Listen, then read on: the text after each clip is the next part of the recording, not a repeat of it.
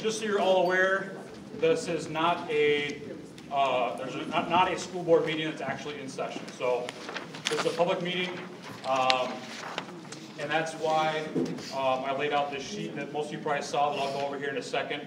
So right now, tonight, Scott and Dean from HKG are going to go over the options that the school board has worked on over the last few months with HKG, and also cost estimates with those options. After they're all done presenting, then at that time is when you can have time for public comment or questions and things like that. And that's why I laid this out. I know this is something obviously that everyone's very passionate about because it involves your guys' money, and so and your children. So everyone gets to participate. No one dominates it. Be brief and meaningful when you're voicing your opinion. One speaker at a time. Critique ideas, not people. Respect others' thinking and value their contributions. I know that, again, emotions get involved with all this stuff, so please just be considerate of others as we're all trying to learn more about the options, the costs, and how that affects all of us as Falcon School District residents. So with that, I'm going to hand it over to Dean and Scott, and they'll take it from here. And thanks for coming down, guys. I'm Scott. Dean's here. We're going to kind of start off with a little, and we're going to start off first as, if anybody has trouble hearing, please, when we're talking, just raise your hand and we'll speak up. Can everybody hear us okay? We didn't set the mic up. Is it working okay so far for everybody? Okay. I have a tendency to move around, and I know Dean does too, so if for any reason you can't hear, don't be bashful. Just raise your hand, wave your hand, and it's not an auction. We'll try to get it in. But we're going to give you a little bit of a background here to start with. Most of you have followed the process here. Back in August, and I actually have it here, August 14th, there was some numbers given to the school for some probable costs to do some upgrades of the elementary building. And that was really kind of the start of a process. It was a start of a conversation, if you may. There was no costs involved. There was no taxpayer dollars involved. From that, the school board got a hold of us through the superintendent, followed up, and we did what was called a facilities analysis, and that was done in October. October 5th is the date on it. Some of you have seen it. Really, it was, again, just a broad vision of some options. It identified the land that the school district owns, that most of you already know where it is, but it gave sizes to it. And what we did is we started to lay in boxes, kind of what architects do. We laid in boxes and said, okay, here's where things would fit. We gave some approximate prices with it. Again, there was no cost to the public or to the taxpayers on that. We just did that to try to help out. From there, then the school board discussed it. A building committee was formed, and there's 2 board members on that. One of us attended. Of course, your superintendent was on it. Stayed in touch with your business manager. And also the finance person, Toby Morris, he wasn't on the committee, but he was available to us for financial questions. What we did is we worked through a number of options. We looked at different ideas, different scenarios, concentrating primarily on the elementary school. But when one thought about it logically, we thought about, to make a good decision on the elementary school, really have to decide some sort of a long-term vision. Some would call it master planning. How would, if we were to build a new elementary school, how would that work? Okay, if that was plausible. Or how would a high school work? We know, that this high school here it's a well-built building. We're not going to, but the problem is, it's all different kinds of levels. It's been added onto. It's difficult to get around in. It's expensive to heat. There's way more square footage there than you can use reasonably. So should the community look at replacing the high school? There's probably opinions in this room both ways. But the board did not send us on a mission to figure out how to do everything. Our primary focus was the elementary school at this point, okay? But they still wanted to understand how it would work, so they don't make a decision based on a short-term vision. They wanted to have a long-term vision. So, what we've done now is we've taken those ideas and tried to pull off the best ideas, and the building committee came up with, and Dean's going to go through those with you, with the cost estimates, the ideas. Now, one thing we want to clarify is at the last meeting, we had a board meeting, special board meeting. From that, we were going to just create a public meeting, or have the public meeting, and what we were going to do was describe exactly what we went over, looking for input. Well, as the building committee members thought about that, another idea kind of came together, kind of gelled. They've been in touch with us, and we're going to go through that plan with you as well at the end, and kind of how the high school would fit into there. So I'm going to turn it over to Dean, and when he gets done, then we'll open it up to questions and comments, and we'll move forward from there. Anything at this point? Everybody can hear us, okay? All right, okay, thank you. Dean? Yeah, we handed it off. Now, we're sorry that the last time we were here, we brought 50 and we had 20 people here, so now we're on 30 and and obviously there's a lot more people. So if we can go through on the screen, can we make that smaller so everybody can see what we're talking about at least? And then we can certainly have more copies available to people. One of the things you looked at is just for the elementary school was what we're calling a Band-Aid, just something to fix the school up to meet the requirements, the ADA, the access and toilet responsibilities of the school in order to then buy some time to either do a new high school and elementary school, which was one of the options. We looked at this, and that would be, what it would be limited to was we took and I'm going to walk over here. These are our two existing toilet rooms up here now, and remodeling those four into. Speak up, these are, sir.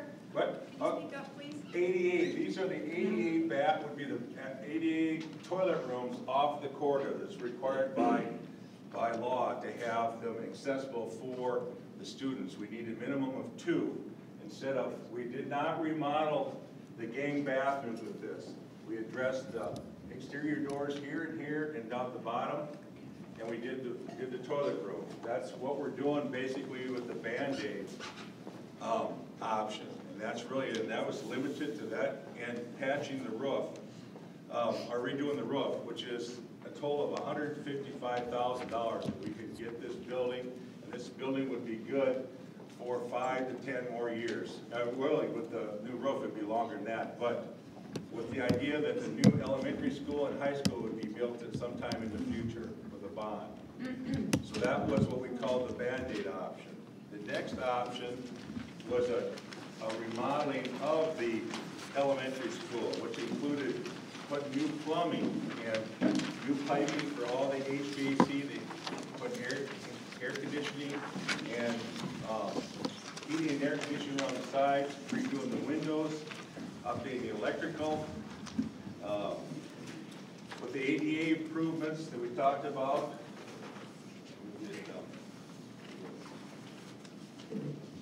scroll down. We had we remodeled these bathrooms for the preschool and kindergarten. This one here is still a family toilet room, and then we remodeled the existing bathrooms into two gang bathrooms, as we call them. We had cubbies so in the classrooms for the students. We updated all the mechanical, electrical, lighting, ceiling. We put sprinkler system in. We put carpeting in all the classrooms, and then updated the doors. We made all the required access to the classrooms are now meet the ADA requirements. So that was a total remodel, and we're saying it would be a 30-year fix. And this would, if we did this, then we would not be looking at building a new elementary school. It'd just be possibly a new high school in the future. and that cost was $1,658,880. So that was the 30-year fix to keep the existing elementary school. And we addressed a lot of things that both the teachers, the administration, and the public had brought to the attention that they wanted to see addressed on in the elementary school. So then, I don't know if we were showing the bathrooms, but we also then go to the floor plan. We did an option showing that if you got to kind of, this is where we got the hybrid coming up.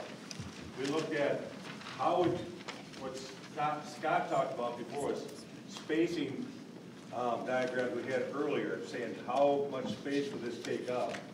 We looked at this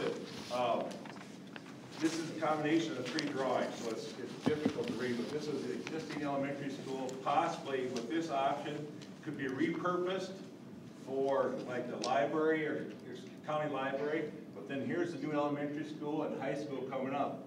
This could be taken out of here at one time in the future, and then we'd have the high school like in the elementary school like that. That was how we said that space would work. Or the existing elementary school could stay and be repurposed for other purposes, offices, like we said, county library, and possibly, we did not have the lunchroom. We were using this as possibly the lunchroom over here. So from that, I know I'm jumping around here, from that was, we had a meeting on Friday, conference call with the building committee, and they talked about, they wanted to just see a plan with the high school and the elementary, which is the 4th one. This is our option that we are showing.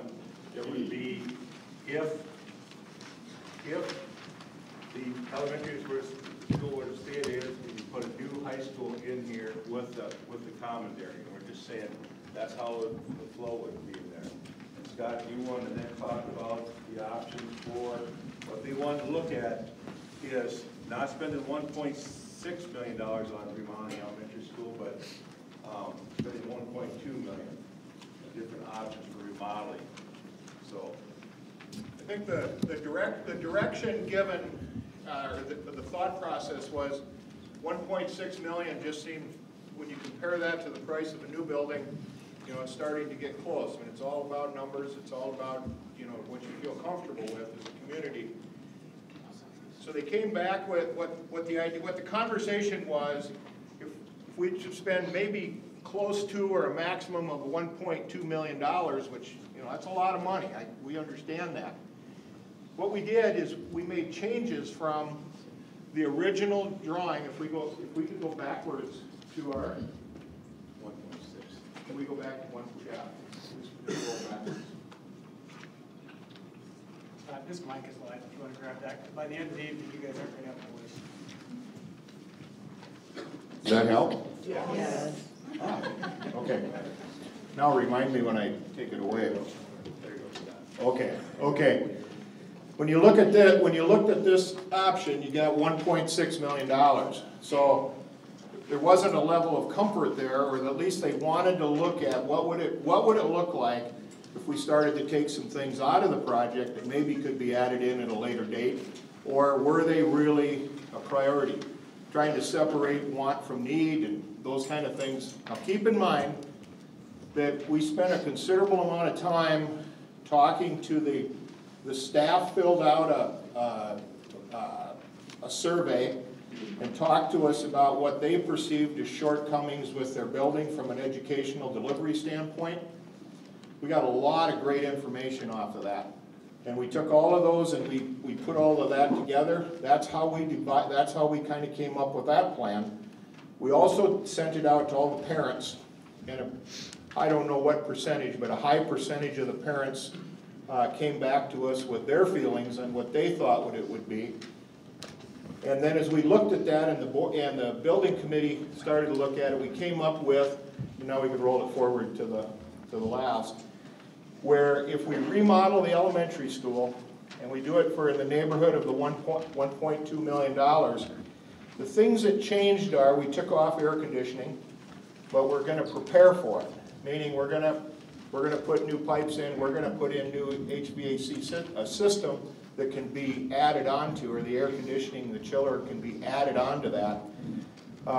We're not gonna completely update the electrical system. We're not gonna put in digital controls. We're not gonna update the gang bathroom because we're meeting the code by updating those 4 bathrooms that Dean pointed out. There was some discussion about carpeting classrooms. Some of the staff wanted to see carpeting in the classroom, others were okay with it. So there was a compromise there. The kindergarten and the pre-kindergarten, I believe it is, those 2 rooms were carpeting, the rest of them were not carpeting. We eliminated a storeroom and a mechanical boiler room that we were going to add on to the elementary on the north end, and we're not going to do a lot of upgrades to the data or electrical in the classrooms. And then there was some discussion that came up even at the last meeting about hot water in the sinks. Some of the sinks have it, some don't. That would all stay the way it is. We would certainly take a look at that if there would be an easy way to solve that problem. But that number comes, right now, our preliminary, our revised estimate of probable cost is $1,219,250. So it kind of gives you the range. If you go less than that, I don't think the building committee was real comfortable with cutting any more out of the project. At the same time, I think there was a little bit of a concern with climbing to 1.6 million when some of our earlier estimates were 1.8, 1.9 for a new elementary. So that kind of tells you where it is. So I'm assuming everybody's looking at us with questions or has thoughts, and I think we'll just open it up for that, for some questions, for some discussion. The board members are situated around the room. I know they're more than willing to. Scott and Jerry were on the building committee. They know as much about it as we do.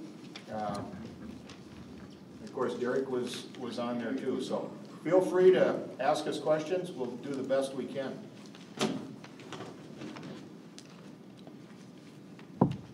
It's not that cold out. When you compare like a new elementary or a revised one, is a new one the same kind of building, masonry, or is it like a steel building? Are we comparing apples to apples? We were figuring a steel frame building, so it is not a masonry building. Correct. Good question. How tight are you on those numbers, 1.8, 1.9? Well, we can tell you we're building a new school right now in Buffalo, or Bison, excuse me. I get Buffalo and Bison mixed up. Bison. It's the same place. Same animal. Yeah. He went to school and he was a Bison, so I do it just to rub him wrong. But we're pretty confident in those numbers. We're seeing those around. Do numbers move? They certainly do. And you know what? There's always the fear of inflation too. The longer you put it off, the more expensive it'll get. And yes, when you take a list of all of the things that are involved in a building, some things will go up, some will go down. We're kind of finding $185 a square foot is hitting most of these buildings, what we're doing. We're doing quite a few, and we do quite a few of them. I would like to point out, if we move the elementary up like you showed it. Here, we'll give you the, here's your. Yeah, if we move the elementary up like we showed it, we'd be taking out our shop building. So you'd have to figure a cost of doing, replacing the shop building. And then offices too.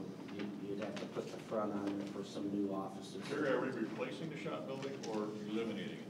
Well, I imagine we would want the shop as part of the curriculum yet. Okay. I guess that's never come up where we would eliminate it. I mean, But by using the old elementary and putting the new high school in like this, the flow is really good. You got the elementary kids coming in into the commons from the east, and then you got the high schoolers coming into the commons from the north, and the library and the music room is centrally located. I think the flow of traffic is really good on that plan. Thank you. We had a question back there. I just have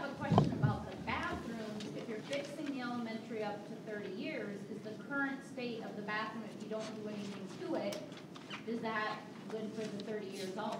You're talking the gang bathroom. Right. Question was, why are we upgrading some of them and we're not upgrading the gang bathroom like we are? That's basically. Well, I guess, that said that that's a 30-year fix. I was just wondering if you feel like the condition of the bathrooms right now would still be good for another 30 years if that is a 30-year fix. There was a lot of discussion, that's a good question. There was a lot of discussion about that at the building committee level. And I think our number one intention was to meet the code. So we do that by upgrading the four bathrooms. The gang bathroom, the feeling is that the sewer line and those kind of things, that can be, there's a urinal that's an issue, but that really, if we spend, we're talking almost $100,000 to do that work. In fact, we went over the top of that. So that was just a big number. It's not required by code. The feeling was it would still be very usable. Am I right, Jerry? The line has been cleaned out. We had to re-clean out. The line has been cleaned out and whatever. So that was the analogy or the thought process. Anybody else? So the gang bathroom would not be ADA compliant if you don't do anything with it? Correct. So where do the sixth graders that are disabled go to the bathroom, then they have to go down and use the first bathroom? They would in this scenario. Well, they're out the hallway. It's off. First grade wing, yes. It's off the hallway. The doors we'd switch the doors around, but you'd be off the hallway. So yes, you would go the length of the building. Which for a disabled person isn't a good idea. It's a point well taken. Question back here. I'm just confused as to, from the Band-Aid fix to the $1.2 million fix, what's the difference? What's being added to the 1.2 from the Band-Aid? Okay. I'm going to kind of reverse the order, but that's a great question. We added air conditioning, but we didn't add the air conditioning itself. We added the HVAC units to it. We also did some work on the windows. We're bringing back some of the, those have large openings for windows now. We would put in 2 windows into each one of those openings. Okay, it wouldn't be as big, but there'd be 2 good-sized windows. Now you have the strip windows they have the strip windows along the bottom. We would have we'd be adding the cubbies. Oh, no, we didn't. Yeah, we didn't have cubbies in the. Yeah, we did. Okay, my fault. So. Not in the 155. Yeah, the 150. Yeah, you're right. On the 155, we did not add cubbies to that, and that was a high priority storage. So those have cubbies in the 1.2 million. So, am I answering your question? Maybe we. Let's go to the 155 option, the first one. There's a list, if you have the printout, there is a list of the items that are included in that. Yeah, what we're doing there is we're putting in a power door opener. We're updating all the exterior doors, and we're updating those 4 bathrooms to code, okay? That's what we're doing. Now if you jump down to the 1.2 million, that's the handout that you have. The items that we're including there are, we are upgrading some plumbing, we are upgrading some electrical, we are getting ready for air conditioning, we are reconfiguring the windows, we are doing the doors like we were originally, we're putting the cubbies in, we're replacing the ceilings and the lights, we are putting on, we are there too, putting on a new tapered roof. We are putting an EIFS exterior on, that's an insulated, it's like a stucco finish that has insulation behind it. That'll go all around the exterior perimeter. We are installing a fire sprinkler in this option. And another big item is all of the classroom doors now are not accessible by code. So all of the classroom doors would be changed out in this 1.2 million. Am I helping you? What's that mean, that the door, what's the difference, what are you changing on the door? by code, you have to have so much clearance when you go to, a person in a wheelchair has to have so much clearance. So typically you have like a 4'8" to 5 foot wide opening. And if you look at those doors now, it's just a doorway and the walkway back. So there's someone in a wheelchair can't open the door and it pass by them as they open it. So we have to go into each room and make the doors wider and then rebuild that. So that's what that amounts to. So it's a new door, partial wall, and remodeling of that. What's the hallway with ADA compliant? Well, it's ADA compliance, not required as what is set for regulations for, if you're building a new school, the hallway should be 8 feet. They like a minimum of 8 feet, but it's not a code thing that says it's a violation. You know, you can exit out it, but by the regulations, that they are the rules, construction standards nowadays, that quarter would be a minimum of 8 feet wide. And Well, we've once talked you about start that. opening the building up, you don't have to make it. No. It's not a code thing, it's a construction, and whatever, you know. The doors have to be with the hallways, though. Correct. We did talk a lot about the hallway. We did talk a lot about the width of the hallway. That showed up in almost everyone's survey. And when we look at widening the width of the hallway, then we take space out of the classroom.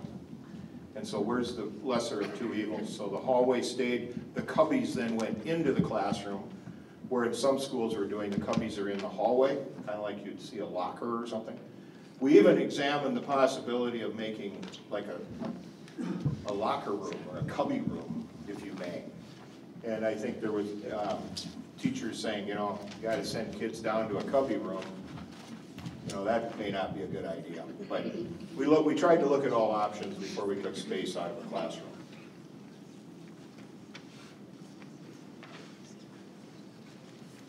Go ahead. If I understand correctly, that this handout, the 1.2 million, is with the intention of leaving that elementary there, not ever doing a new elementary. That's correct. Well, And that would hold true with the 1.5 as well. it could. But I'm going to go back to in our world, we don't like to use the word never. I mean, probably in our lifetime, it probably would stay there, because if you're going to invest that kind of money, it would be considered a permanent fix. 30-year plan. I don't know if we'd call it a 30-year. When we talk 30, we're talking you really don't have to go in and touch it again. But when we're, here's some issues that we cut out of it, the air conditioning, we gotta go back in. If you wanna do air conditioning, you're gonna have to go back into it and look at it. It's not a bad option. And that will be done with the new high school. What Jerry's saying is, and that could be done when the new high school is built, if and when those kind of things those amenities could be added back in. So with the 1.2, you're not updating the electrical? No, we're not. So We will update what we need to by code, but we're not gonna go through and put a new service in. So then with pulling those things out with the 1.2, is it still a 30-year fix? Well, that was kind of what I think the question was alluded to. How do you want to answer that, Jerry? I think the committee really tried to pick items that were pulled out that can be added in when the high school is built. So it isn't like it's going to be neglected, but it's going to need to be done. We hit the code issues, the doors, those kind of things. The classroom environment, the cubbies, they were important. We hit all of those things. That'd be a way to answer that, Jerry? Does the 1.2 have the electrical and the data system for proper teaching of technology the way we use it every day? I'm gonna step out on a limb here and say, one of the things, and the superintendent's probably gonna clobber me, okay? But one of the things that we heard loud and clear in the surveys, the teachers were very happy with their tech support and what was happening. They really were. We did not get a lot of feedback like, we're offline a lot, or we can't do things. We didn't hear that. I'm not saying it's not there, but we did not hear that. So it did not rise to the level of priority. Is that, you may be a teacher, I don't know. No, but, and we have good tech support, but we also need the structure, the infrastructure. You need the to support infrastructure. that. And the school district really has done a good job. And you don't tell the guy behind me, but he's really doing a pretty good job. You'll get a big head. Or he'll shut off the TV. But yeah, I was wondering, you got, on the temporary fix, you have ramps. Going up those 2 steps. What's the ramps for, since once you get to the top there where those 2 doors are, you can't go nowhere? because of the high school you're talking about. Yeah. Yeah, it's like hitting the proverbial dead end. Yeah, that's the reason for, one of the major reasons for replacing the high school. There is an exit door there. It's coming. Yeah. There is an exit door. Yeah, but then you're not making it ADA car opening car. Does it, we don't have to, you don't have to have every one. You don't have to have every door, doesn't need to have a power. You know, but they are ADA, I mean, they can go out the door. So that the ramp gets them there, but I mean, it's not the answer. You get outside, and if they're going to, they have to walk outside and walk around and go to the gym. I mean, we don't get anywhere with the ramps. It gets you to an exit. And that's what's required. We have to get them to an exit. Once you start addressing the ADA, is there a time frame that everything, high school being adjacent? Yes, has we to be talked, addressed? the Band-Aid method would be, typically it's a 5-year fix. I mean, you'd have to do something within 5 years.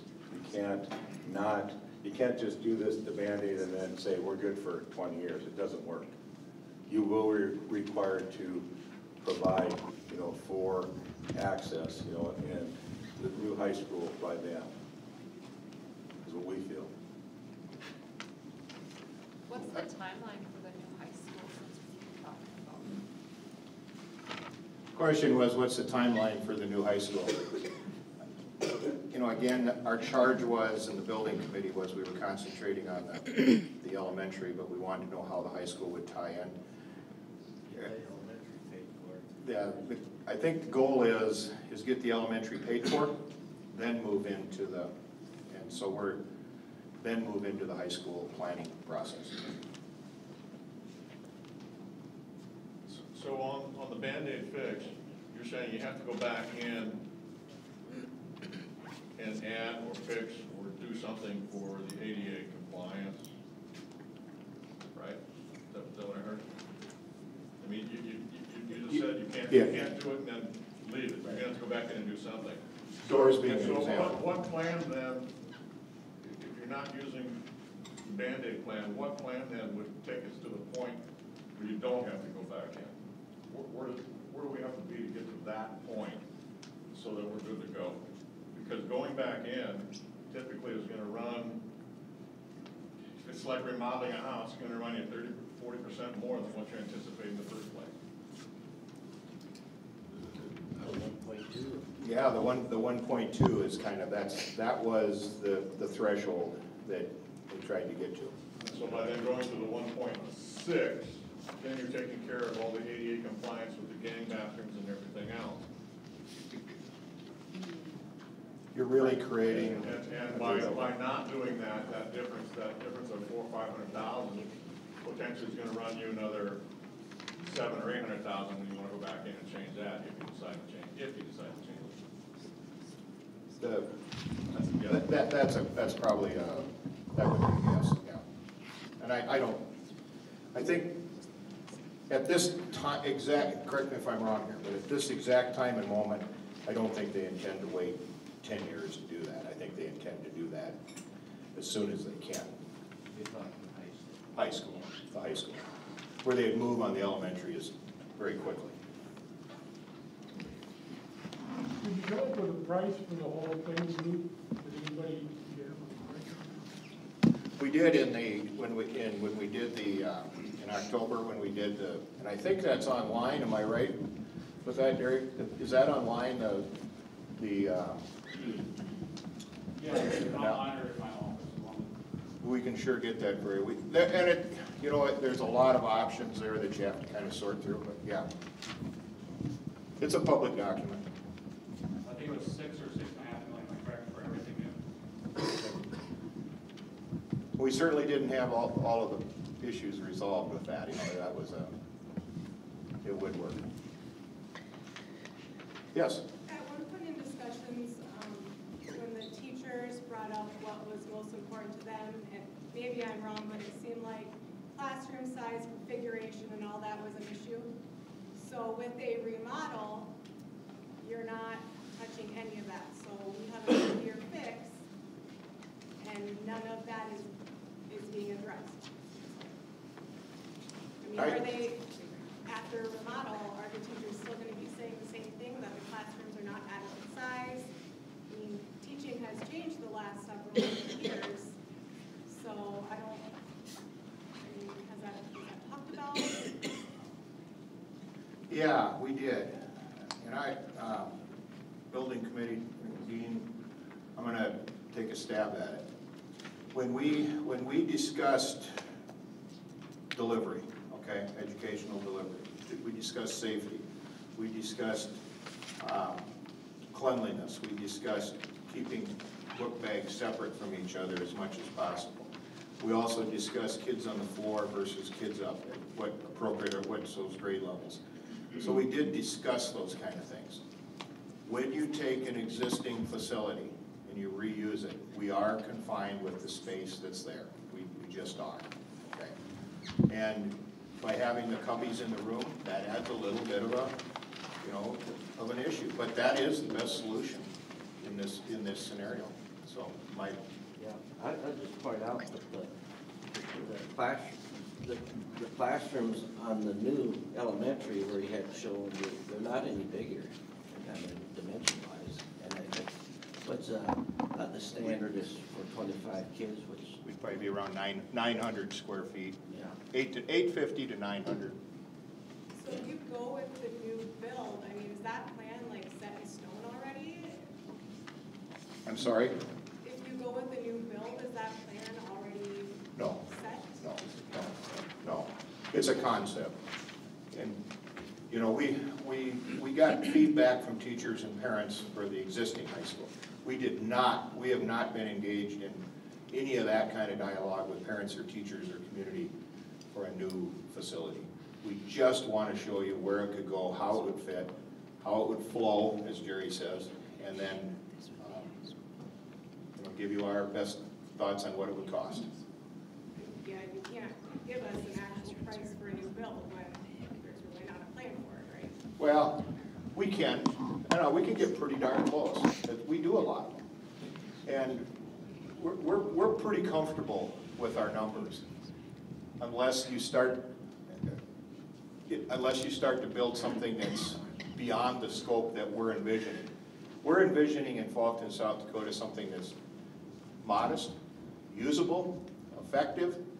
We're not seeing high glass walls, architectural monuments. We're seeing something that's pretty conservative. That's the type of buildings that we design. Okay, if there be a new elementary building and the classroom sizes would be the same as they are now, is that pretty normal in the new schools you're building, or are they usually bigger? No, they're usually pretty much the same size. You run into that. You know, every community is a little different. And then every, you know, how's your special education arranged? Or how is your, yeah, sure. Typically, the classrooms are 900, if you have 25 kids, it's 900 square feet. And then we would have, like, some of the things like the lady talked about back there, the cubbies would be outside of the room, and we'd have the quarters would be 8 foot wide between, 8 to 10 feet between the cubbies or lockers, you know, so it comes back to the teaching curriculum. You know, you have 25 kids as one teacher, you go beyond that. You usually have an aide, you know, there's really don't like to see more than 27 certainly not 30 kids in the classroom. The standards that South Dakota has set up is 30 square feet per child, so if you have 25 kids, it would be 750. Well, if anybody's been in a room, those are too small. So I think probably 90% of the classrooms in South Dakota with 25 kids are 900 square feet. So What are the current rooms? they're close to 900, except that Yeah, they are. they're like 80 something, you know. 860, I believe. Yeah. So the thing is though, is right now we're taking the cubby space out of the classroom, so. Is that size of classroom, is that including, are we talking complete floor space or usable floor space? Because we know there's a lot of stores that sets on the floors. And then if you had the addition of the cubbies in there, how much is that now?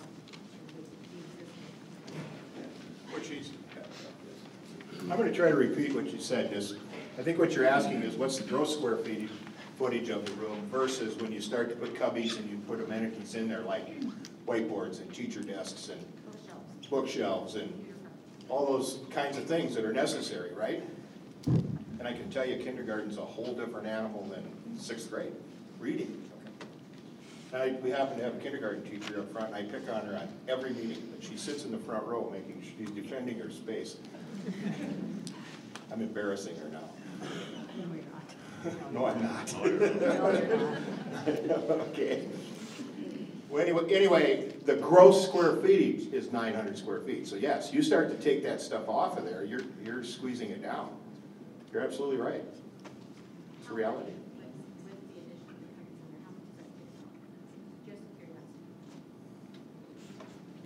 What percentage of the square footage would be taken off? Nobody's ever asked us that question before. Yeah, desks and, I suppose 15% of it? I'm shooting in the dark a little bit. You know, and every teacher has a little different setup. Especially kindergarten teachers. What's the difference in the current closets versus your cubby space? Well, can we go to the cubby? Let's go backwards. We'll show you what we're doing there. Kind of guide you through it.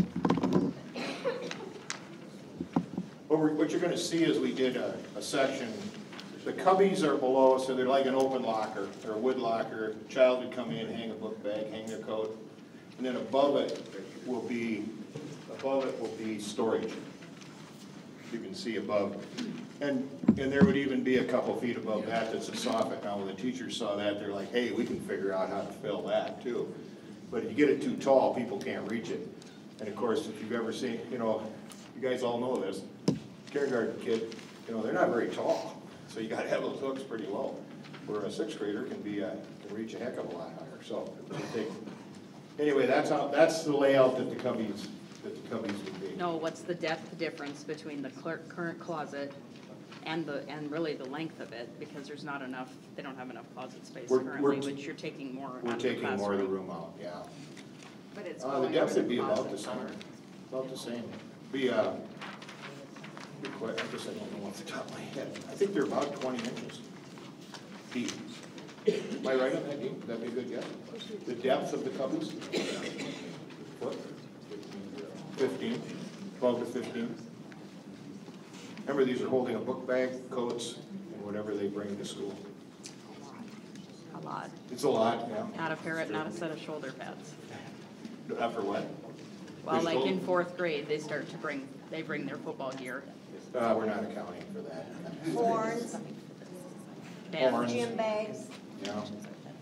We're taking up all of the, what you would call the hallway wall with cubbies of every room. And virtually in kindergarten, where next year you have 28 or something? 27-ish. So we actually show cubbies wrapping around in there. So then do you have to move the sink? Yes. Yes. Go ahead. Yeah. So it knocked it down to about 765, is that right? I'm sorry, I can't. I'm sorry, would it knock it down to about 765, is that about right, 15%? Again, it's all contingent on what the teacher uses, so I'd say that would be accepted. I think there'd be more than that. For somebody, Yeah, so the plan here actually shows that the classroom, the building line is 728 square feet. is that the new construction? Yeah. No, yeah. Yeah. That's some of the new, you know, that's blocks we're laying out. I think you'd probably end up with little bigger spaces than that.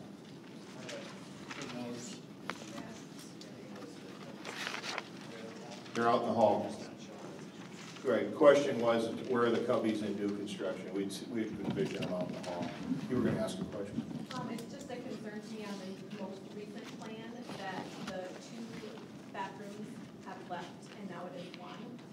And Johnny is speaking now to share a bathroom with 4 and 5-year-olds. I just don't think that is better. Her concern is when little kids, when they have to go, they gotta go. And she now has the advantage of 2 bathrooms and Boys and a girls. a boys and a girls, and now we're sharing in this scenario, so that's a concern. One other problem with that was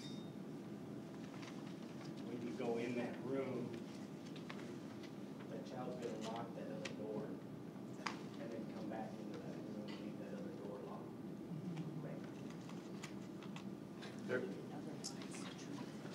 Management issue there. Yeah, I get that. You're right. Yeah, this 30-year fix, the bathrooms that you're remodeling, you're taking away some of the toilets and urinals and stuff. No, we're adding space to it, actually. According to the picture. Oh, the gang bathrooms, yeah. Yeah, Oh, the main oh, yeah. bathroom. Yeah, so you're taking away 7 or 8 to go down to 3. Yeah, and That's still within the toilet count? Yeah, that's still within the toilet count. Is it ideal? No. But that is what's between the family one down the hallway, what they have for, like the 2 bathrooms, we keep the 2 for in the kindergarten and preschool. That meets all the code requirements. Yes, but the main bathroom, there's not enough there then, is there? Well, it's not as many as there were, but it's not required to be as many. So it meets the code. But is that functional?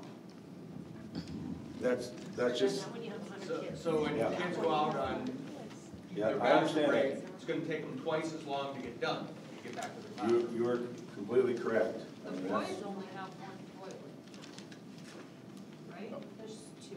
There's 2. there's 2. I think 2 or 3 urinals here. Yeah. It looks like 1 in the, I don't think the picture's accurate, right? No, that isn't right. There's 1. You're talking when you're talking when it's turned? With the, 1 toilet, 2 urinals. Is that what it is? But you're right, when you cut down on urinals or toilets or whatever it is, you're right, it does. we can go to 2 toilets and 1 urinal, but it's the space that's there. You're exactly right. In order to meet the code requirements, we can't keep it the way the arrangement that is original, so we had to change it, and that's what we ended up with. We had to go with the minimum, and that is what's there, which isn't ideal, we'll say that. You know, so, just like this gentleman says, you have to make a choice. We can have 2 toilets and 1 urinal in there, which would probably be the way to go with that. But it's still not what you probably would want, just with the space we have.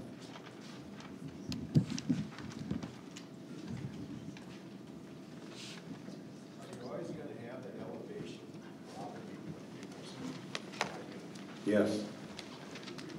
And if the idea would be, if the new high school would be built, we'd really look at that connecting link and build a gradual slope up so that, there wouldn't be the ramps and the stairway where they show there, that would be taken off and there'd be a connecting along. And a lot of times we have them in churches where you just do a continuous flow up.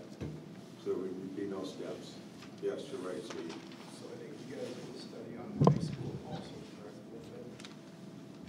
No. My question is the high school that much better off than the grade school that we're addressing the grade school first? We have an elevation problem.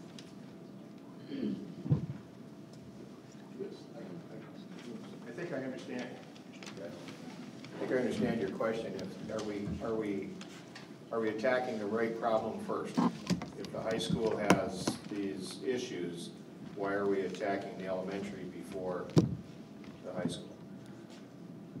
And I guess our answer is that's what we were charged to do, look at, and I think that became the priority with through the school board. Does the high school have issues? Absolutely. Absolutely. And I think, Can the Buildings and Grounds Committee address the reason why? With the microphone. Not the real priority. I guess we felt that elementary is the closest to get the code, and I guess I think that's what's usable yet, and we're having some rough issues with it, so if we fix the rough and do the. Speak up so we can hear you. If we go ahead and fix the rough, I guess the thought was to go ahead and get it up to code so it's usable into the future, and then do this thing in stages. There's a lot of communities that have done this in stages, and we'll address the high school when we think that that'll have to be done with a bond, and when we think the bond can pass, and have a plan then to try to pass the bond.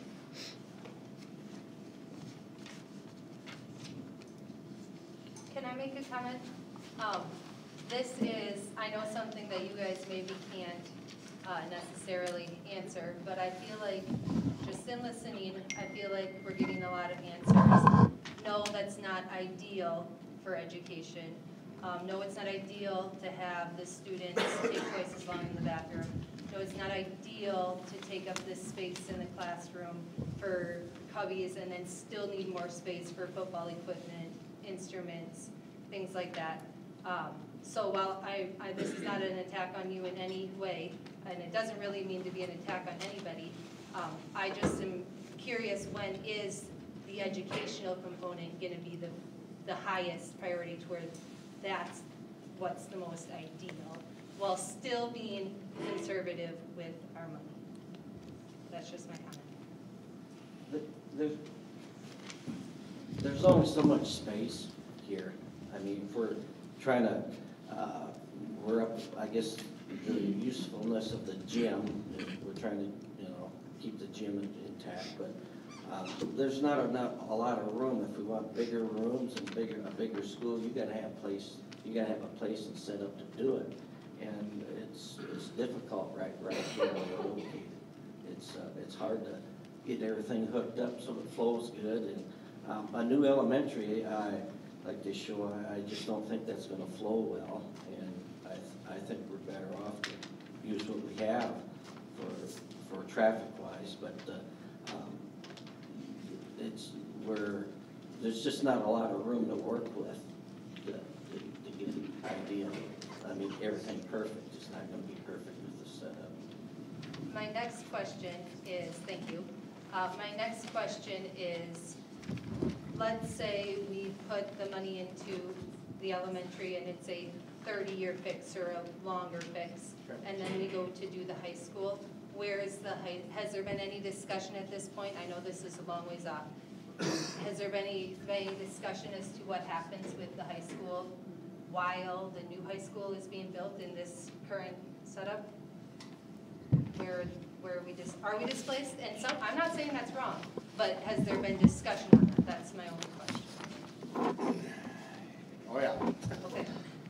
One of the first charges when we were visiting with your superintendent was we want to disrupt the student school year as little as possible.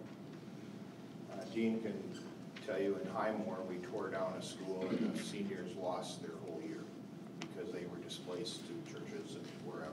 Am I right? And that's part of your question. How would that work? Am I right? Well, not that I'm saying displacing is wrong. Sometimes you have to make adjustments to get by for a few years so that in the long term you have the best scenario you can have. I was just asking, has that been something we've looked at? Because in this model, the high school would have to go somewhere. So I'm just asking, have we thought about that yet? Or is that still something that needs a lot of That would need a lot of, okay. no, we have not got.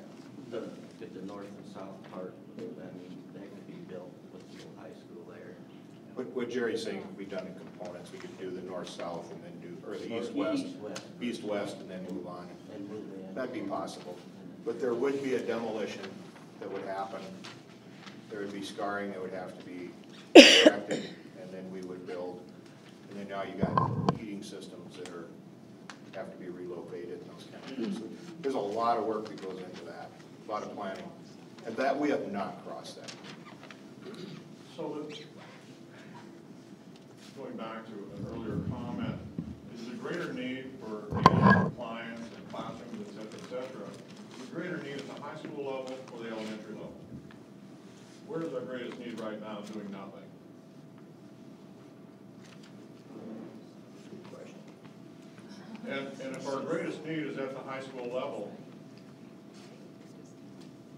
I guess I'll say it, if we're spending time and money on the elementary school for something that has to be redone, we're dressing up a pig and we're still end up with a pig. If the need is at the high school level, then why aren't we addressing the greater need? If you... Can I take that as a comment rather than a question? It's both. I'm not sure what the question is, but where's the greatest need? Is it high school, elementary? And then if wherever the greatest need is, that's where we should be at. If the greatest need is at the high school, then we're certainly addressing it. But if it's not, and it's at the high school level, then it ain't happening now. Something we're if it's at the high school. So my question is, where's the greatest need? High school or elementary? Where's it at? What did your survey? Did this come around, is the roof on the elementary, is that what's in great need right now to fix? Well, And there's is a that need why there. this developed? There's a need. I don't know if that was the driving force. Yeah, it's definitely a need. And I can see putting a Band-Aid on the elementary that takes us through and gets us through it. But again, if the greater need is at the high school, then put the Band-Aid on the elementary. And let's take care of our high school. That's not kind of feeling I'm going to go to another question. I want to come back. Go ahead. What's all wrong with the high school? Besides the I mean, is it falling down or is it? Yeah. I would like hot water in the bathroom, without waiting 5 minutes or so before it pumps up. I would like hot water. Well, we can't shower at home. I know. That's how bad our water pressure is. Everybody's got Everybody's things, got but issues. that's one thing I would like, hot water. I'd like a new combine. I don't need a new sink, I just want hot water. Take up with electric for you, Homer? Do that. Start a GoFundMe. Let's start one of them. I don't have a good answer for you. I'm just telling you, you got to separate wants from needs, and I think what you're seeing is the board felt that the elementary school was where they wanted to pursue at this point. because it was easy. It's a hell of a lot easier than the high school. This gentleman is right. I mean, it's, the reason why the elementary is picked is because it's the building that can, most of the ADA things can be addressed because they're all on one level. You know, and that's why without going to a bond within capital outlay, addressing some of those, they both are. I don't know if there's a priority. The elementary is that the high school isn't any more of a priority over the elementary school. They just chose I guess I'd ask Jerry and or anybody else that it was picked, the elementary school was picked because of the cost. You know, and it was to be addressed.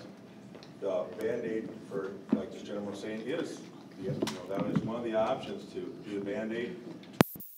Someone asked earlier, what is the time? 3 to 5 years is what you need to be looking at for the high school. You know, if you do the Band-Aid, you do the elementary school too. But that's how I looked at it when we were talking with the building committee. They chose the elementary school because they could get the most done for the least amount of money in order to make it ADA, either a Band-Aid or a 20 or 30-year fix. But you're still not meeting the needs that are necessary. That's what. You still don't have electrical that's adequate, you don't have bathrooms for your kids. I'm sorry, that is a biggie. I mean, there's a lot of basic things that are not being met. That's what the decision, you know, that's what you're, as a community, that's what you have to look at. So does this go to a vote then? That as a community, does this go to a community vote? Well, I think these board members are looking for inputs, the ones that are out in the audience are looking for input from the community. This decision is not being made tonight, but that is what they're looking at doing. Can somebody speak upon the financing option with the levy and how that all works going forward with any of these projects?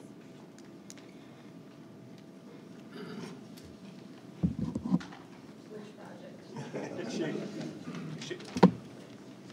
I'm just, I guess my concern is when I feel like in a couple of years, with how low our levy number is right now, this might seem extreme, but our ability to even function as a school and operate with the money we have, and they're talking about raising this levy before the cap comes on, but then using that money for this project, and this, like if we do a remodel, I'm just wondering where our school's gonna be sitting in a couple of years when we're using money like this.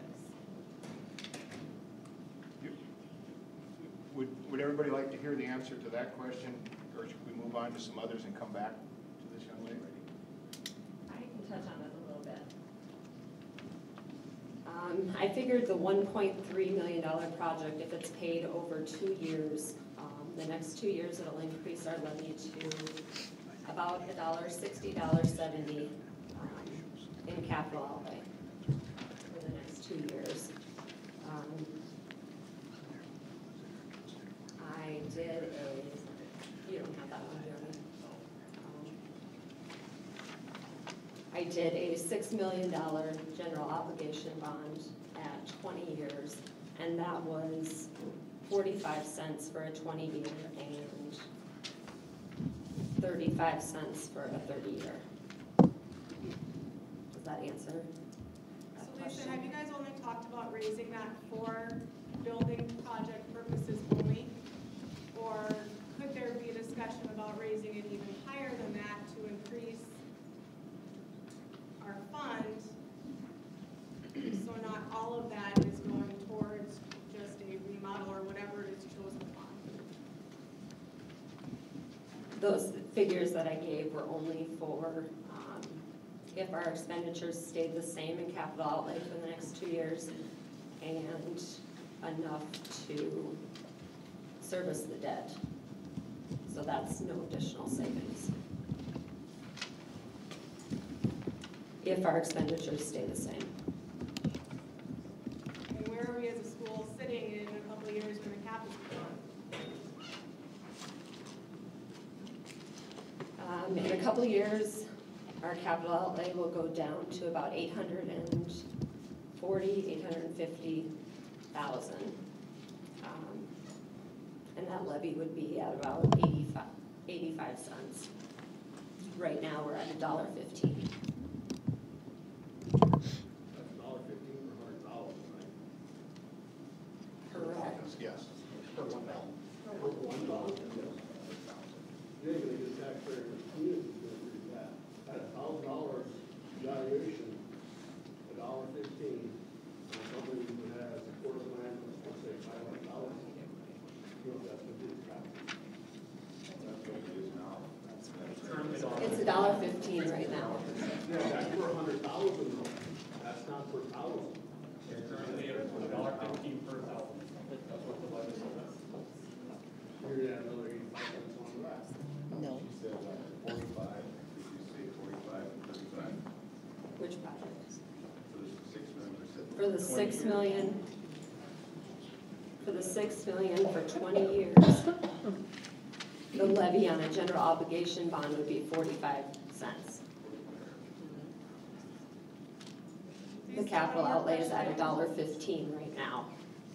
And if we were maxed out, there, you have that one up, pull the 6 million up again.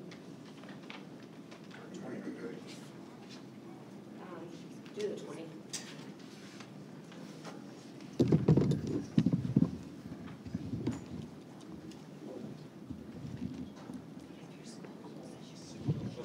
$6 million project, down to 1.2. This is 6 million. No, bring up the other spreadsheet though.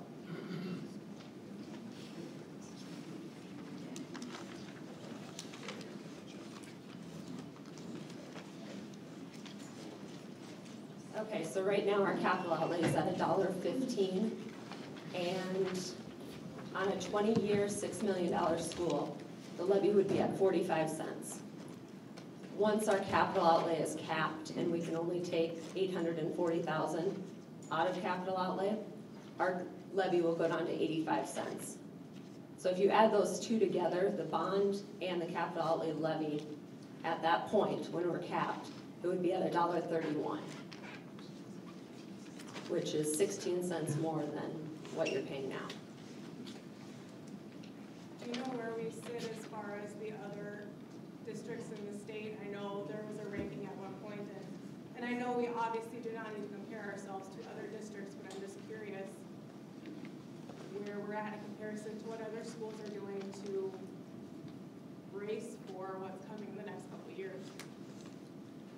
There are some spreadsheets out there on the state website that address that, but you really have to look at it per community, because some places are maxed out at $3, but their valuation might not be 900 million like ours is. So every community is different. I know there are a lot of them maxed out, but they don't have the valuation that we do, so that they're not taking as much money.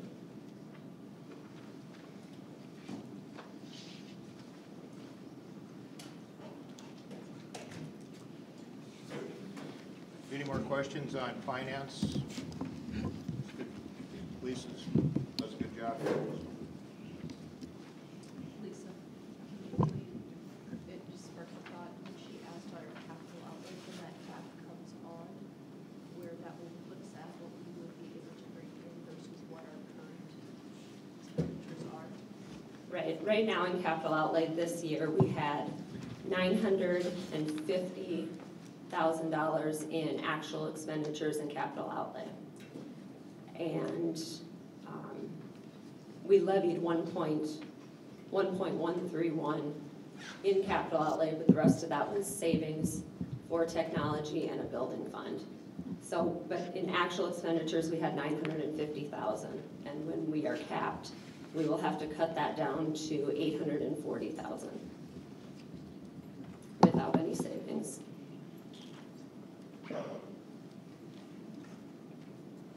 One thing I want to point out, Lisa, we're using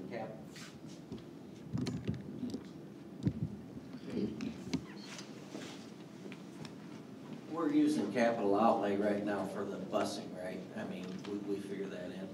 Okay, when our and busing is really, you have to shift that to the general fund to pay for the busing.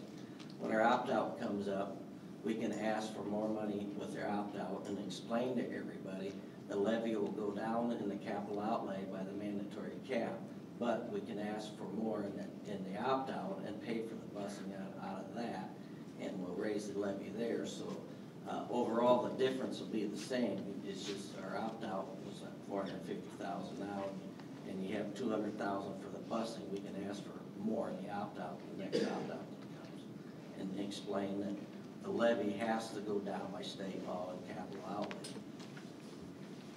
So you can offset one expense. I mean, we can move it over to the opt-out and ask voters, we got to get it approved.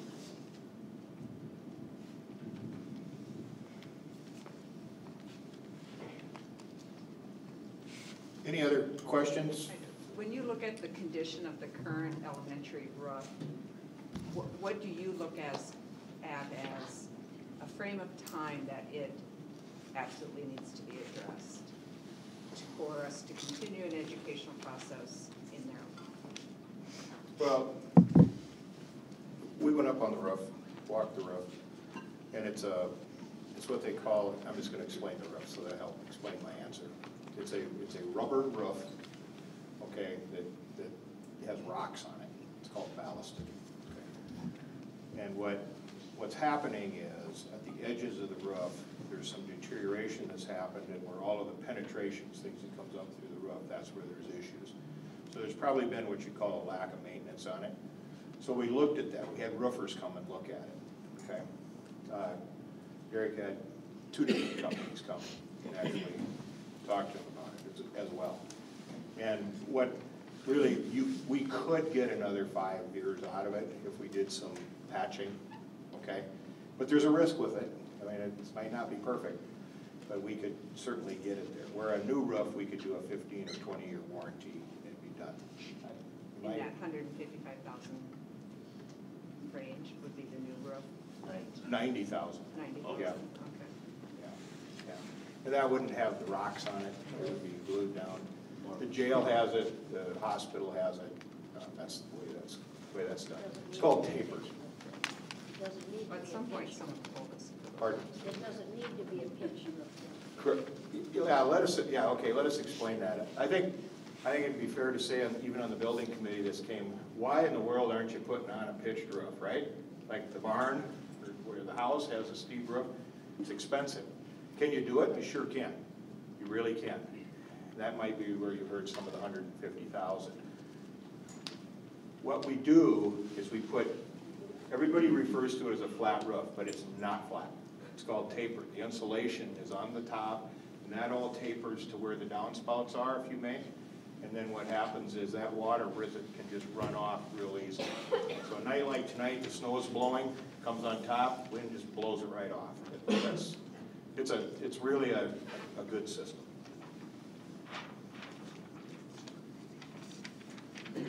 There was did you have another question?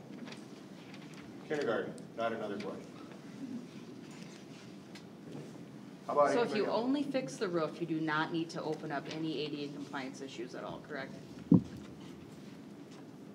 Right, the roof is a maintenance. Is that what you're talking? Can Yes. we just fix? Yeah, we just the need to roof? fix the roof, that's the only thing wrong with it.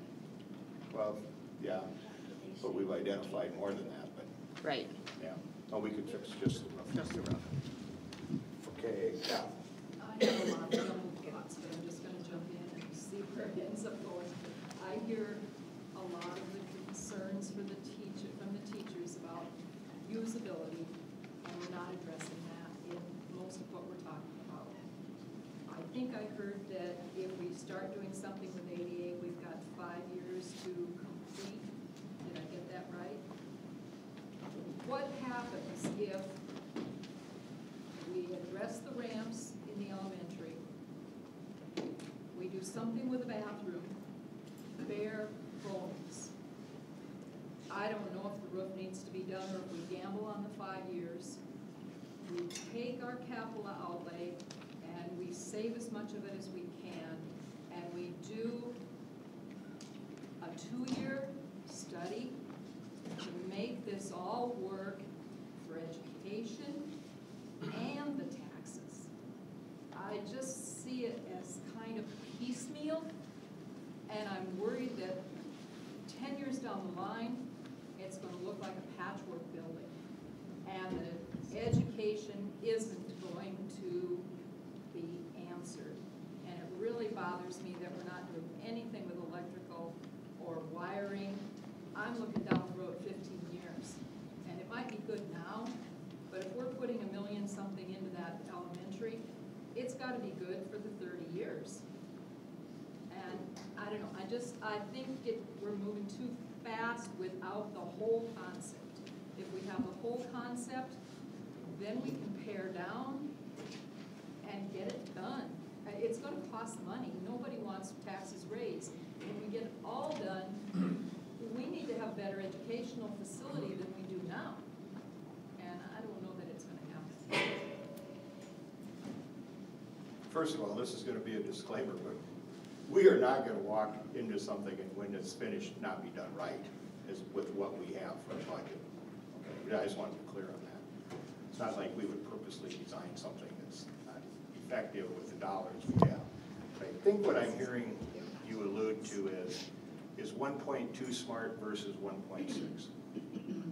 Is that an oversimplification of what you're saying?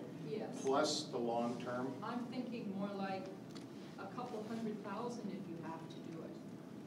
And don't address the windows, the funds minimum and get a complete plan so that you can address the high school and the fact that the classrooms are still going to be too small, that the cubbies are in the right spaces. So your hallways are wide enough, so you have adequate bathrooms. And I get this, I think there was a lot of good work done on this elementary, and you guys, kudos to you guys. I just think that the high school is seen as an afterthought, and we'll deal with that because we have to, rather than because it's needed. It's just like, it's kind of like, if we don't deal with the high school now, and we wait long enough, maybe everybody will forget about it. I don't get it. I was just gonna, the roof thing, no, I'm fine. The roof thing seems to be an issue, and in the temporary fix, that's $155,000 left. You have $90,000 in there for the roof. That's probably a mistake. You would probably be smarter there if you're gonna go to a temporary fix, and that's something that you're not gonna use later. There's no sense of wasting 90 there, so you're actually dropping that fix back to $50,000, $60,000. Now, if that $50,000, $60,000 spent on that building will buy you enough time to put all the rest of this together, it's the wisest use of your money. It's just the wisest thing to do until you can get all these other numbers laid out and put together and say, well, there's what they are. That's what we're doing. And you still have a building that is totally usable. You're not changing a lot, but you can't change it with $1.5 million. You can't change it because you can't move the outside walls. So I guess that's the only figure on all your sheets that I would disagree with. I would take that 90,000 out of there, and I'd drop back to a cheap fix if you weren't 100% sold on the fact that the elementary will suffice here on out. And I think that's the public's issue that I hear about. Nobody seems to think that that's the answer, but it's the cheapest thing. It's the cheapest thing we can do. I don't know. I may be missing something in the plans, but that's obviously the cheapest thing, and still have everything usable. I guess my question is directed as much towards the building committee as anything. Thank you, HKG, for coming and doing the plans and stuff. But I guess my question is, I don't know anyone that's going to go out and buy a car and not price check they're getting a good deal. So I guess, is there a reason why, again, directed to the building committee, why we haven't employed a second person to make sure what we're getting is for the right price? And like I said, if you guys are the best people for the job, you will certainly win the bid. But we have nothing to compare it against as well. So I guess for the building committee, I need to know why we're not asking somebody else to have a look at it, just to make sure that we are spending the right money. Can I, before they answer, we are not the contractors. Okay, we're giving you estimates, these costs. We are not going to go out and pound nails and work on them. And we are what they call a professional service, an attorney or whatever. You certainly can hire us. Are there other people that you did? You actually had another architect prior to us that did some work for you. I guess that's a decision that they made. And I'm going to tell you, right now, has there been a check exchanged with us on the work that we've done? We haven't sent a bill. So if you want to find somebody cheaper, go for it. It's just a question. But we're not going to negotiate that. Yeah, no, I get it. You're saying, so is there somebody else with a magic bullet that can come in and go, and I'm going to tell you, we could fill this room up with fancy drawings and everybody's going to have an idea. No question, no question. So if you're not the contractor, then who put the pricing together? Okay, how it would work Yep. is, okay, we would take your budget, we would take the input from your staff, from your parents, from your public, from the city, from the county, everybody involved in it, and we'd put together plans and specifications, okay? And then there would be a public bid letting, and there's where general contractors would competitively bid on it. And you, let's just say you have 5 general contractors that are interested. They would all have their circle of subcontractors that would bid to them. You're probably, maybe I'm speaking to the choir, but that's how that would work. Now, we can tell you on $1 million project, will not have the interest that a $6 million project will have. And when it's a remodel project, it has even less. It's more risk. It is what it is. So. He actually addressed that question to the building committee though, and you answered it for him. How Sorry. they chose HPI. Good question. I guess, I personally did check around, and they've done lots of projects in neighboring communities, and comparing to their overall cost to some, I thought they were very, I don't know, didn't seem so, seemed reasonable. And we're up against the cap, and we've got 2 years, if we're gonna remodel the elementary with capital outlay, we got 2 years to do it, and we're up against the cap. We didn't have time to bring other architects in and give estimates, because if we do this, we gotta get bids out relatively quickly here. There's somebody. Scott or somebody, can I ask you to clarify, because I'm curious about something Jerry just said. There seems to be a rush because the cap is going to come into being. That cap coming in the future doesn't mean the board has every ability to raise the levy where they can now to stockpile money for an elementary project when they decide to do it. Is that correct? Or do they have to spend the money now in order to raise that money while they still have that option? You want to take that? Yeah, I mean, you can, just because the cap is coming doesn't mean that you are, just because it's coming doesn't mean you're losing the money. They could, yes, the board, if they wanted, could raise the levy now and put money away for future use. That is correct. You would not, so then the money sitting there would not go away once the cap came.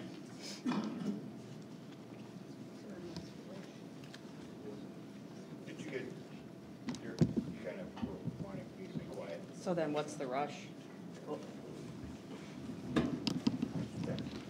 We'll come back to you. Well, there's a lot of people, including myself, is okay when we raise the levy to save money, that that's gonna raise taxes. And I guess, there's people that have problems when we're saving money up here. It's, they don't want it, the school's not a bank. But if we got a plan and we know what we're doing and spending the money, that's one thing. But if we, just saving a bunch of money, we don't know what we're doing with it yet, or what plan we're gonna come up with. And, I'm gonna tell you, a lot of people have problems with that. It's been called a slush fund to me. I've had people come up and say, we don't want a slush fund up here, so. Just tell them you're building a new school. Not a slush fund. We're building a new school. If you have money allocated for a new school, then you put it aside and know that you're going to be using the next 5, 6, 7 years to finish out the whole project. No, it's not a slush fund. It's money allocated towards a new school. Well, I just made the comment that this board and several boards prior to this point did not do due diligence in putting money aside. Had they done what they should have been doing, this would be a moot point. We'd have the money, and we'd have these guys come in and design a school, and we'd build the thing, because we got the money. But that's 20/20 hindsight. The college just could have built the jail, where's that money coming from? That'll come from levy, that'll go slush fund. Did you come to the meeting? Some of them. Huh? I didn't get to go to all of them. You know exactly how the jail was built. Anybody in here doesn't know how the jail was built? You don't know how the jail was built. I would like to know more information. I mean, yeah. We had several meetings. There's 2 sources of income, or 2 sources that would build it. The first source would be a raise in property taxes, which cost you how much an acre for 10 years? $9. $9 is what it cost you. 90 cents a year. The other source would have been the revenue that it brought in. That's risky because you don't know exactly how a population is going to run in the jail because it's like a motel. We didn't want it to not work, so we went to the public and said, if you're interested in building a jail in this county and taking a chance on it making money, it's going to cost you 90 cents an acre per year for 10 years. Everybody knew it, that's why it passed 77%. My point is, you did not start 5 years ago and start putting money aside for that, like they're talking school. So that's so much. No, we did not put money aside because we could not decide whether or not, it took us 7 years and a lot of going to different jails to see if it was gonna work. Infrastructure does not last forever. The infrastructure that's in this town right now was built by your grandpas. And it's fallen down. And that's what's happened. Every 2 generations or whatever it is has to go ahead and build something. And that's why we decided to do it. Hopefully, that will start generating enough money to pick up the budget for the sheriff's office and for the jail that we were spending prior to building a new jail. At that point in time, we won't need that money. You should be able to use that money to pay for a new school without paying more money. But you still did not have a slush fund. Nobody has a slush And fund. that's what they're talking about when you're in school. No, they're gonna set aside money to build that's already in a plan, so it's, they know what they're doing. I mean, they're not gonna say, well, we're gonna spend it over here, or we're gonna spend it over there. That's what usually happens. Well, some might not come up tomorrow either, but it's probably gonna, I don't know. So again, I know there's a lot of emotions and people's tax money that's being talked about, and I completely understand that. Let's keep on topic as much as possible as we're doing this. I know that the jail taxes comes into play with that too, but I guess we'll take it back to questions and keep it, right now we're focused on school building and taxes with that. So thank you for the input though on the jail taxes and how that'll work. I think we had a, go ahead. I would just like to add though, that a few short years ago, when this process was being looked at, the board then, which I sat on then, it was criticized for not having money set aside. There was a lot of people that came to those meetings that said, how can you spend money that you don't have? There needs to be planning, there needs to be thought. And so don't be spending money that you don't have. So going from those comments, trying to do it a better way or taking a different look at it, that's when this is being talked about.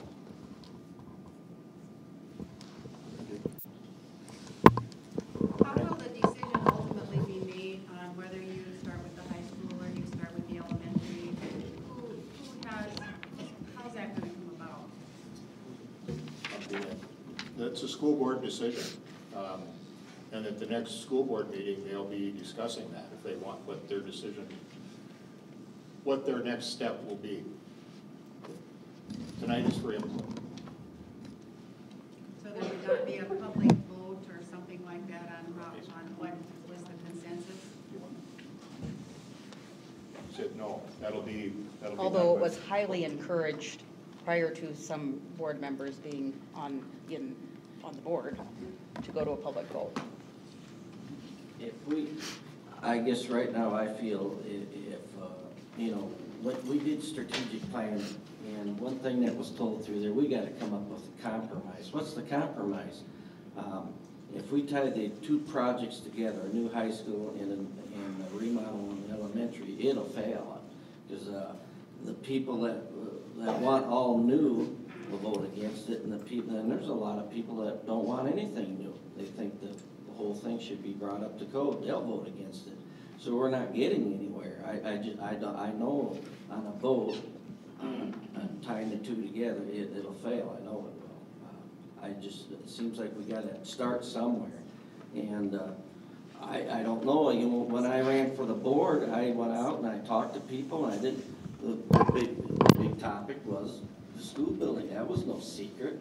And then I said we should look into renovating the elementary and getting it up to code. And we had an election, and I'm sitting here. I don't know how else to explain that.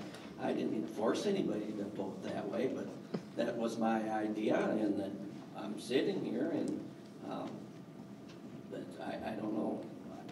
I guess that's, I don't know how else. We got to compromise on the issue. And Mr. Oster says you guys got to come up with a compromise, and I don't know how we can compromise any better. So in the October 2015 meeting, I went back to those minutes, and they did do a second to have the community vote. Is that just null and void then?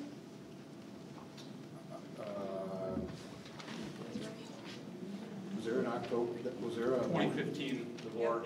Oh, 2015. Whatever was voted on in 2015.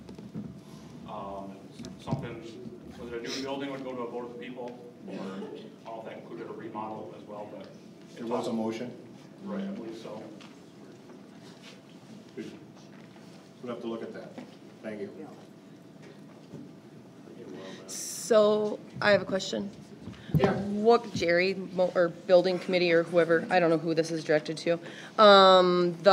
So do you have any concern with raising our taxes 50 cents per acre or whatever it is for the next 2 years, as opposed to doing something more long-term instead of squishing it all into these 2 years just so you can get it through? Well, yeah, Everybody hear the question? I've made a lot of telephone calls and to landowners, a lot of landowners, not only landowners, but that's one of it, yeah, you're gonna see the increase in taxes, but there's gonna be a savings in interest too. Now, over a 30-year bond on that $6 million, I think it showed over $4 million in interest. So there's a savings in interest, and I think if we get the elementary fixed up and get it up to code, then we go get these guys going on a plan on the high school, and I think there's a better chance of passing that. Okay, so then my next question is the things that you cut out of the elementary renovation, like electrical things and air conditioning, those kinds of things, what will that add to our final high school bill when you have to tie all those things together? We either spend it now or spend it later. Yeah.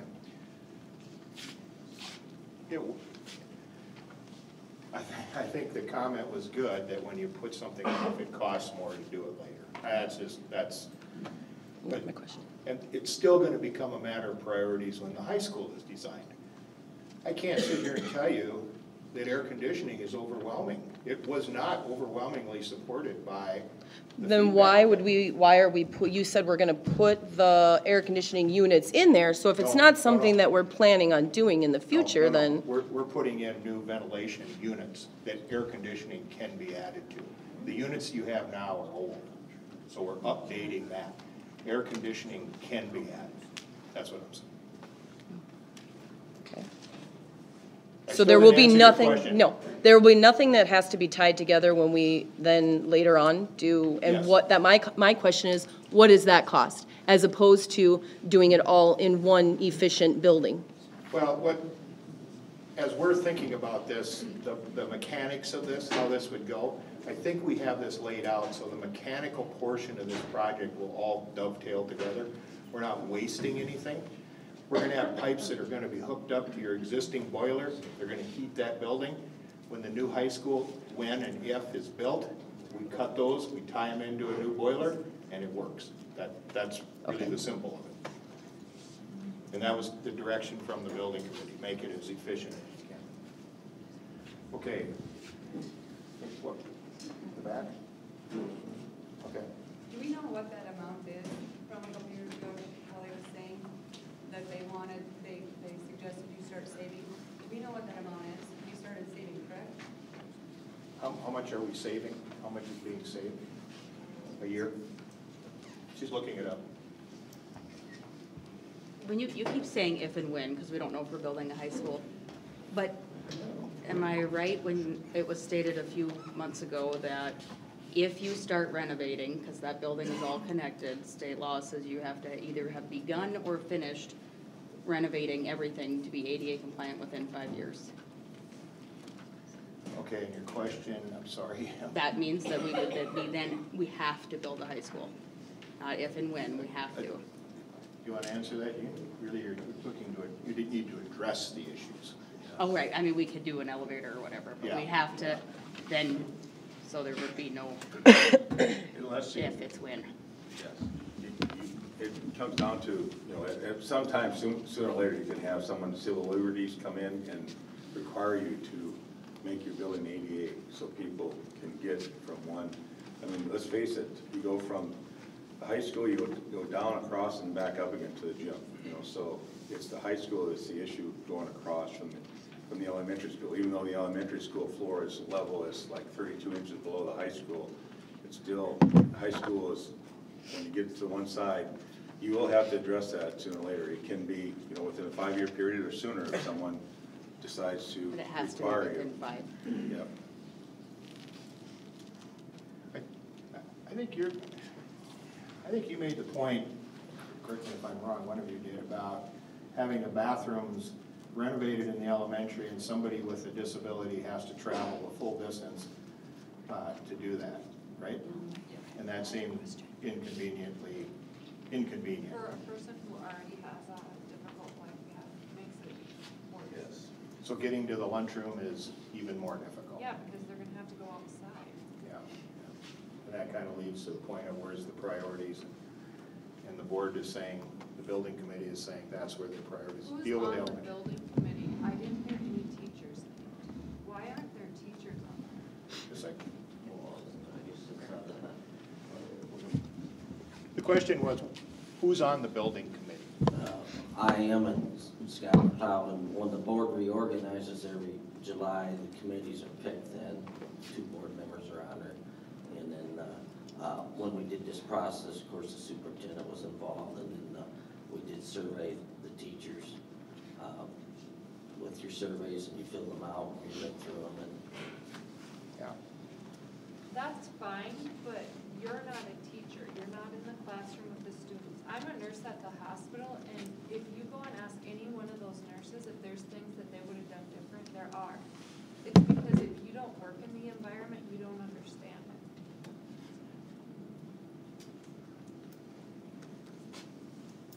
You're right. And I think it's fair to say that we're trying to search out the best So things I to do. just recommend at least getting a couple teachers. You can't get 80 opinions because you're gonna get a different opinion from everyone. But get a couple teachers on there to at least give you a little feel of what they do. Let me give you some, sorry, Jerry. When a project like this, if this was to move forward, if the board would say, yes, we have decided, if they vote and they decide to move forward with renovating, okay, and want to get started, we will be looking at each teacher in their space, what is specific to you. I pick on the kindergarten teacher. It is a lot different than the teacher down the hall. Each teacher will be involved in that.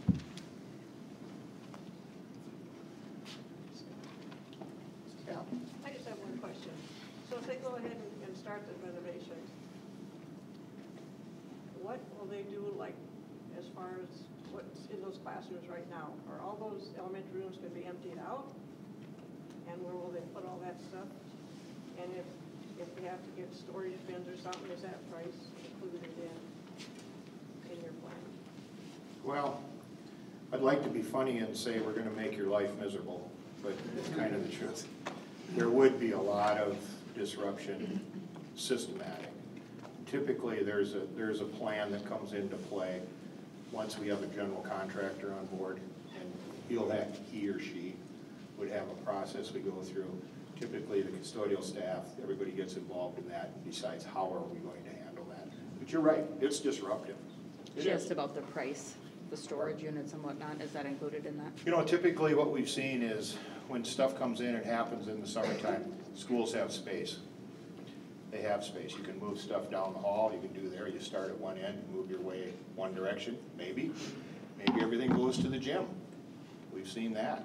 That gets looked at. That's a lot of up and down, isn't it? Yeah. Up the ramp. Up the ramp, yeah. What's the name of the ramp again? What is it? The ramp from hell, I think they call it. Death ramp. Death ramp. If you do all this renovation, is that all completed over the summer, so there is no disruption to the students? Here's what we say, is we will do everything humanly possible to not disrupt the school, the learning environment. Will everything be 100% done? Probably not. That means contractors have an incentive to get in there, work long hours, get as much done as possible, because once school starts, now they have to come after hours and work. That's typically how we work it. And in this case, we think it can be done. This question is more so for building committee, and maybe this has been done. I've watched all the school board meetings online. I haven't been there in person, and so I don't know if I missed something, but there are a lot of schools around here who have done renovation projects or rebuilds. I used to teach in Croton, for example, and they just remodeled their elementary. And I don't know details from that other than I know it was not a smooth process right away.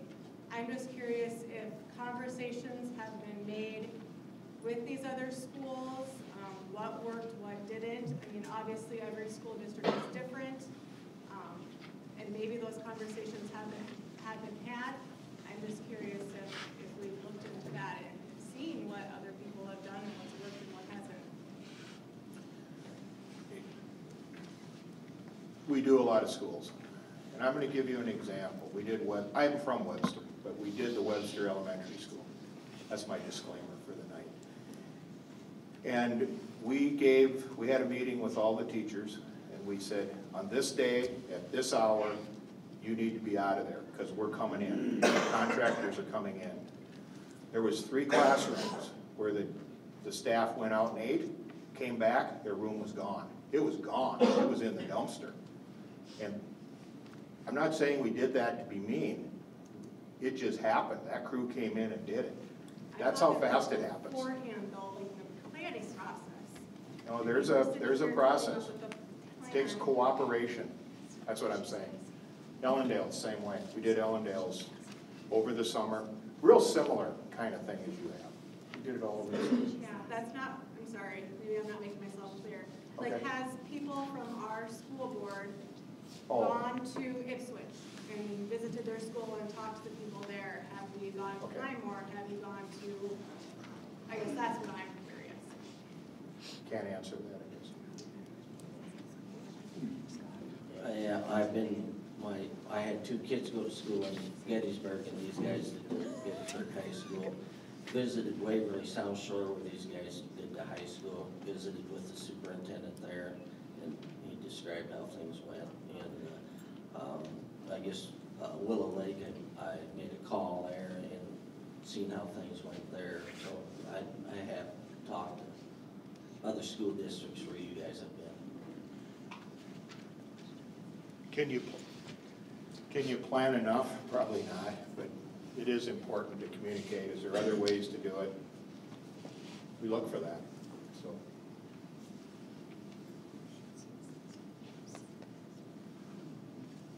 My question would be, what was magical about the $1.2 million number? Why did we need to get down to that? I mean, you said the building committee or the board wasn't happy with the 1.6, and they said you need to get down to 1.2, and so you started pulling stuff out to you. Why was that magic number? I don't know if it was the 1.2 as much as it was they identified some things that weren't the priorities they felt, and it took it to the 1.2. And so the conversation just evolved into 1.2. Is that fair, Jerry? So it wasn't a budget thing, it was more things you didn't want or weren't willing to spend money on? I think as they were doing their due diligence, they kept looking at those items, and 1.2 became a part of that conversation. So I don't know if that was necessarily the goal as much as it was the priorities that came up.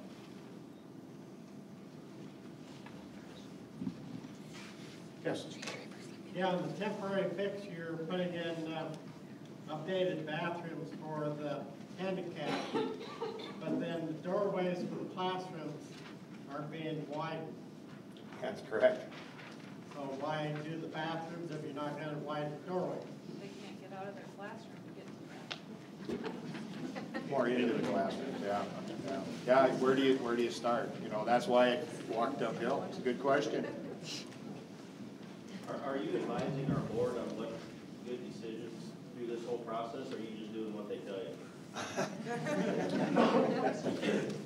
Advising on maybe this is good, maybe it's not, or? That's a great question. No, I think that we advise on what the code is, okay? We advise on what the costs are. We don't tell them what to do. That's their job, okay? But we certainly advise, and I can tell you that I think there's been a lot of things that have, through those discussions, they've either incorporated or have questioned, or maybe we've pushed and pulled on them a little bit. But no, I think to say that we're being told what to do has some truth to it, but at the same time, we have a responsibility. We have a professional liability. We have to present things accurately. So we would walk away, I think, if we thought we were being manhandled and it wasn't right. Okay.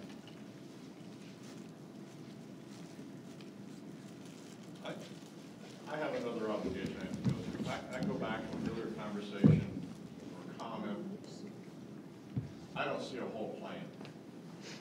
I do not see a whole plan. I see a piecemeal plan and a lot of what ifs and whens, but I don't see a whole plan. That concerns me. I see the high school as a mere afterthought. It's not part of the big picture. Well, the high school's there, and it depends on the voters. We gotta have the voter approval on the high school. But these guys they've done way more than what we originally charged them with. I mean, they showed how a high school would go in there, and they showed how it would work. And later on, they would be hired to finalize the high school ideas, and then we would put it to a vote, see if the voters would support it, and vote it through.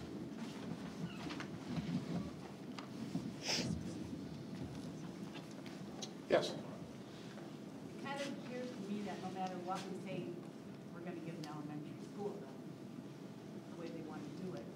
But it seems like for $400,000, we went from cutting it back as much as we possibly can to at least having a 30-year plan for that $400,000. It doesn't seem to make any sense to try to get down to the bare bones, at least come up with a 30-year plan. I don't think that's even the right answer, but if we have any input at all, could we at least get the best out of that? And that's what tonight's meeting is about. Express how you feel. I think we've heard some great comments. I also think it would be valuable to include a teacher or two on the building committee. Okay. Because again, they're there, their input is valuable, and they could have answered a lot of these questions probably in the planning stages when they were there, rather than a survey, which, you know how it is, you write or text something and you don't get your idea across necessarily the way your words were written on paper, so. It's true. It just seems logical to have teachers involved on the committee. It's hard. And those people should come into the school when children are there. Yes. When it's occupied and being used at its capacity. When school dismisses and 125 elementary kids are in the hallway. Or when it's a bathroom break. There's a lot of parents in here that have been there when those kids have come out. I know what it's like.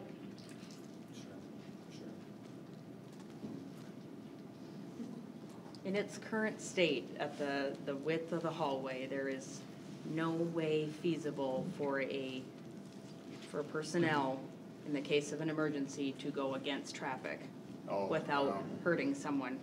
If he stands in the east-west hallway, both prior to school and at dismissal, and if he is needed at either ends, in the case of emergency, he cannot get there unless he hurt some student in between there, because it is too narrow. Her point, maybe if you can't hear, is that when school's released and it's a mad rush, it's impossible. It's not even a mad rush, sometimes it's a standstill. Okay, well. It's a complete, it's okay, gridlock. no choice of words. Anyway, when it's very busy, it's hard, it's definitely clogged up. It's impossible. It would be impossible for him to get there. You know, it wasn't too many years ago, there was probably 300 grade kids, school kids in that building. Plus you had another 200 high school kids. And when those 6 buses pulled up out front, there was maybe 400 or 500 kids coming down those hallways. And I can't remember anybody ever getting stampeded. And I picked up my granddaughter twice out there. And there was always plenty of room in the hallway. I never seen anybody bumping into each other. 400 or 500 people. And now in the year 2018, we don't have enough room in the hallways.